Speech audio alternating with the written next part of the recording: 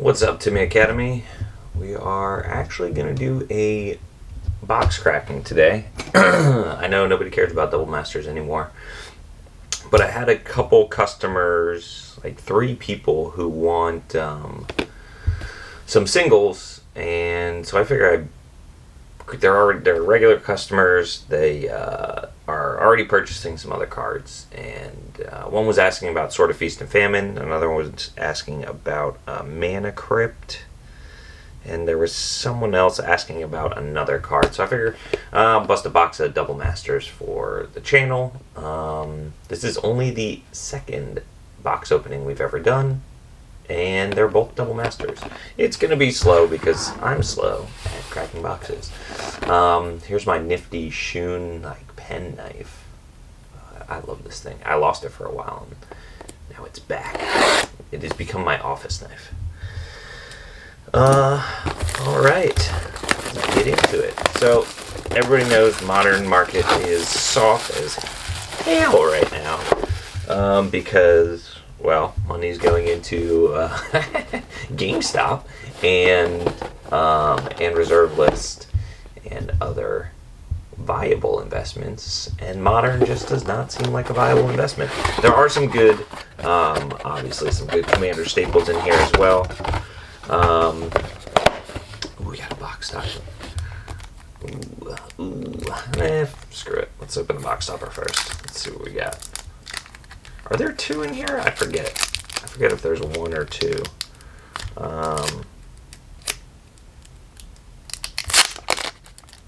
Crazy some of the sets that came out. Double Masters and then Commander Legends. Oh, there are 2 in here. That's right. Right, because it's Double Masters. Let's see what we got. Ooh, Atraxa. That's not a bad pull. Just make sure. There we go. Alright. So this won't be a mythic. Urza's Tower. Not bad. Not bad. About $50 in value there.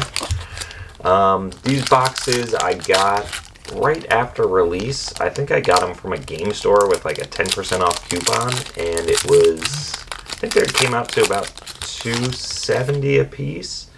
For a while that was a good price, and then for a while it wasn't a good price, and now I think they're back up to about $300 a piece. We're not going to go through the uncommons too much. Awakening Zone. Ugh, terrible mythic. Bad foil rare too. Oh man, this is starting awful. Progenitor Mimic used to be like a $5 card.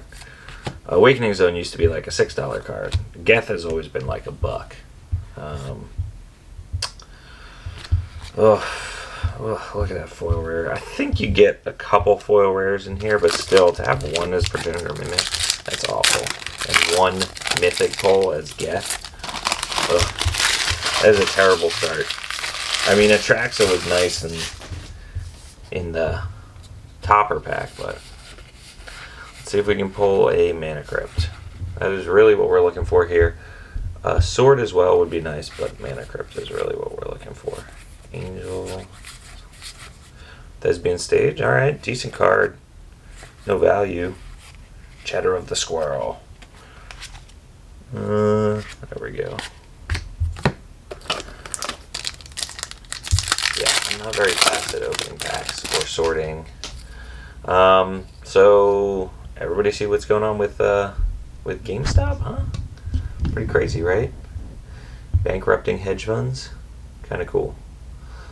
Of course, people are going to lose money on it. You know, if you're buying in at $350, GameStop stock is not worth $350. So once the sell-off happens, if you're not in at the beginning, oh, 1 of the lands, Firelit Thicket, nice. The Wrath of God, that's a pretty decent pack. My assumption is, and I don't know crap about the stock market, but my assumption is people are going to lose their ass as the sell-off happens if they're not, if they don't sell off right away. So as soon as that dip starts, my guess is a bunch of people are going to lose money. But it is kind of funny to see the hedge funds lose at their own game. Let's see. Ooh, Riku. That's not bad for Mythic number 2. Foil Expedition map. That's got a couple dollars in it. I'll put that with the foil rare, even though it's not a foil rare. The hope is we recoup our cash on this. It's been sitting on the shelf for a while. I've got about 7 boxes left, so, well, now 6. But I haven't cracked a box in a long time, so there's mine. There are some good commons and uncommons. Whoa! There we go. There's the Mana Crypt. Rock and roll. Okay, well, looks like we're probably gonna make our money back on this. Sweet. Well, Dustin, I think he wanted this as a Valentine's Day gift for his girlfriend. So there you go. So I'll message him right now and tell him that pulled the Mana Crypt. Wow. All right. Well, that was lucky. Crap. Hold on one second. All right, and Mana Crypt sold. All right, now we need to hit a Sword of Feast and Famine. Although, kind of seems like have we run out of spice in this box? We shall see. Oh, Buried Ruin. I always love seeing these. And this is what I'm talking about. There's good value uncommons in this set, and some commons, but in this particular set they have 0 value. Like Buried Ruin from, I think it's M12, I sell all day long on TCG Player for I don't know, 80, 90 cents. But it's 12 cents in the Double Masters version. So, another one lands cool. Blink Moth Nexus, Womp Womp, and a couple random foils. So yeah, there are good playable stuff, good playable commons and uncommons in here, but actually in this set they don't really hold a lot of value. So kind of lame, but that's what happens when stuff gets reprinted, like Brainstorm, for instance, an Expedition map. Used to be $5 Zendikar common. Brainstorm has always been roughly $1, but in this set, I think Expedition map is $1 and Brainstorm is a quarter. So it just is what it is. Pure Steel Paladin, Grand Architect, Unit of the Dawn, Chief of the Foundry. Yep, nothing spicy. And these two used to be a couple bucks each too, and it's just not that case. I think I have them listed at $1 each on TCG Player from their original sets. Scars of Mirrodin and Mirrodin Besiege, I think. Ancient Stirrings, another one. Chromatic Star, another one. There's a lot of good cards in here. Arkham Daxon. That's a good mythic hit. Not a great mythic hit, but I'd prefer a Sword of Feast and Famine. The tough thing about hunting for swords in this set, too, is there's so many of them that even if you hit a sword, is it going to be the sword you need? Feast and Famine, I believe, is the best one. I guess it really depends on what deck you're running, but this is the most asked for. Ooh, a 3rd land. Hana Ship's Navigator. Couple furls.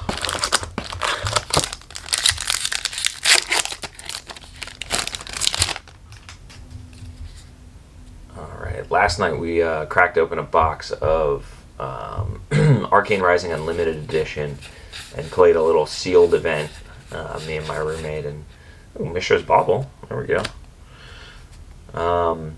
Manamorphose. 2 of the best uncommons in the set. Braids. I actually have a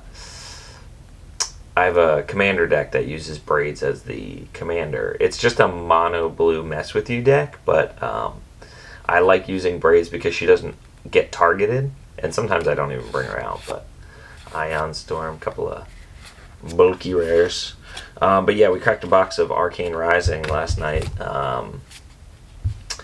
and played a little sealed thing. He crushed my face with wizardry and arcane. I had some I had some defense against arcane damage, but we didn't pull any good equipment out of the packs. So I had those. What is it called? We're still pretty new to the game. There's an instant, a generic instant that'll will prevent damage based on the pitch cost of the first card on your library.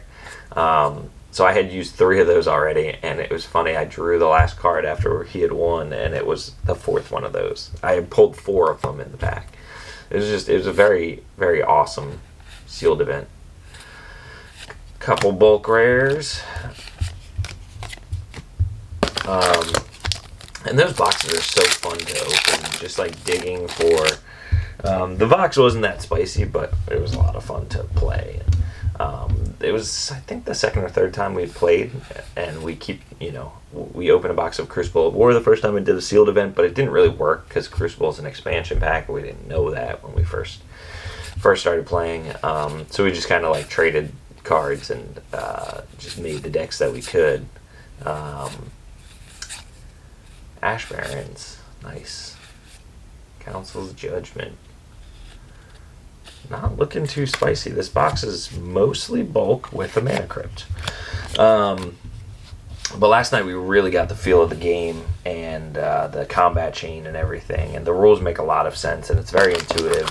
I don't think we really had to reference the rules guide during the game. It just kind of made sense. Like, oh, okay, well, we can't. Obviously, you can't do that, or that wouldn't make sense. That would be too powerful. But yeah, we're looking forward to building a deck of each class, because we actually, with Mr. Chris, we were in a fourth land.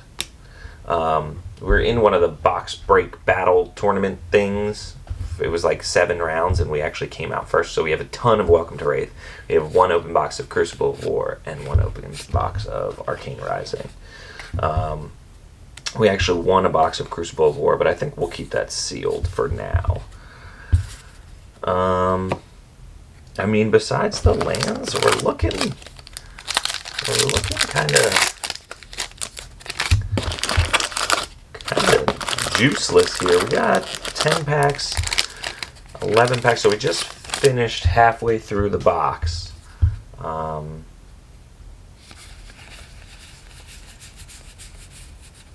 I love this Mishra's Factory.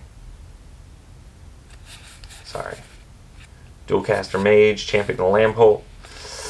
Oh, is it Charm Foil? That's not terrible. I'll put that in the foil rare slot. But yeah, just a lot of like $1 rares. And these are all good playable rares, just nothing spicy. Looks like we only got 4 mythics. I think typical for this box was like 6 or 7. And like 2 foil rares, so I'd like to see another cool foil rare. Sphinx, Mirror Smith, Court of Calling, that's not terrible. Ooh, foil Manamorphose. Ooh, foil Sunken Ruins, that's the 5th one we needed too. Okay, well that's certainly better. I'm going to put them both in the foil rare spot. So there's our second foil rare. Not the best foil rare, but also not the worst. Our first foil rare sucked. All in all, this is probably about an average box. And ooh, what's that? What is that? That looks spicy. I've often thought in boxes like this, when you get something like a Mana Crypt, the rest of your box is mostly going to be bulk, or you get it spread out between a couple different good cards, and then there's like some trash boxes and there's some really good boxes. But I think an average box is going to be either one big hit card or or like a few medium $30-$40 hit cards. Pondify, also a good uncommon. Onaginata. The original of this still goes for about $1 or $2. Send triplets, is that what this is? Yep. Okay, so that's not the worst mythic. I like a better mythic. I think we might still have one mythic in here. A sword would be nice to hit, or like a doubling season. I mean, the mythics are so good in this. We've got some. I mean, Geth was trash, but the rest are Riku and Axon and Send triplets. You know, $5 to $10 mythics. Nothing crazy. Another Atraxa? Okay, well, there we go. And an Obulette. I'll put Obulette in rare. Okay, well, I'll take another mythic. So that's 2 Atraxas and a Falconwrath Aristocrat. That used to be a couple bucks. So we got 7 packs left.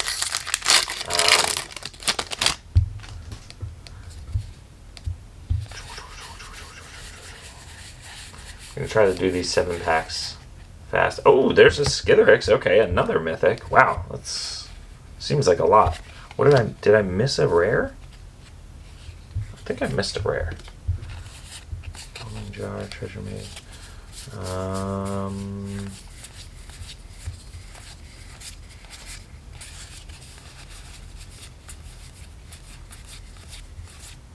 I did. Stonehewer Giant, that's why. Because it was Stonehewer Giant. Oh. Well, now he's on the ground and he's heavily played, which does not bring his value down at all. Yeah, what else can we talk about? What's the next? Kaldheim's coming out next week. I've got a bit of sealed product of Kaldheim coming. We'll see how much I can get of the collector's boosters. It seems to be gone everywhere. But I might be... Oh, Mana Reflection. That used to be... Before... This is the first reprinting of this, I think. And before it was reprinted, this was like a $40 card. It's a good rare. Grim Lavamancer. So yeah, Kaldheim comes out. People are hyped for it. I actually bought a case of the collector's boosters off Rudy because I wasn't sure how many other ones I was going to be able to get. Then I noticed Magnolia had them for a little cheaper, and Magnolia is a trustworthy source. So I might, if they still have some, I might pick up another case from them to lower my overall cost basis. But $200 was pretty decent, I thought. Ad Nauseam, alright, that's a good rare. Risk the Redeemed. You know, I think I might build around... I have one Elf EDH, but I might build another one around Risk. Ooh, foil Urza's Tower. Put that in foil rare. I love the elves, and I've got a couple cradles. Although I do proxy it in my... I'll probably put the real ones in my elf... Actually, my squirrel legacy that I'm working on. Ooh, Thoughtseize. That's a good hit. And Maze of Ith. That's another good hit. Alright. Ooh, and a foil Everflowing Chalice. Alright, so we're starting to get a little rare spice here in the end. We didn't see really any good rares in the beginning. The end of the box is kind of saving us in the rare spot right here. Let's see what else we can pull before this box is over. Oh, Fatal Push. Okay. I'll throw that in rare. Meddling Mage. Everybody thinks this is the worst rare in the box. Ooh, Scarab God. Mythic in the close. Alright. I think I know somebody looking for one of those too. Alright. Well, is it crazy to ask for one more mythic? I mean, like, that would be insane, right? What are we at? I think we're at 8? Are we at 8 mythics? 1, 2, 3, 4, 5, 6, 7, 8. Yeah, 8 mythics. Alright, well, when one of them is Geth, I guess he doesn't count, so. Crop Rotation, Engineered Explosives. Sorry, I can't count. And a Walking Ballista. Alright, well, we're hitting some serious rare spice here in the end. I mean, you're not looking at any crazy amount of money for either of those now, but still, they're like $5 rares and good playables.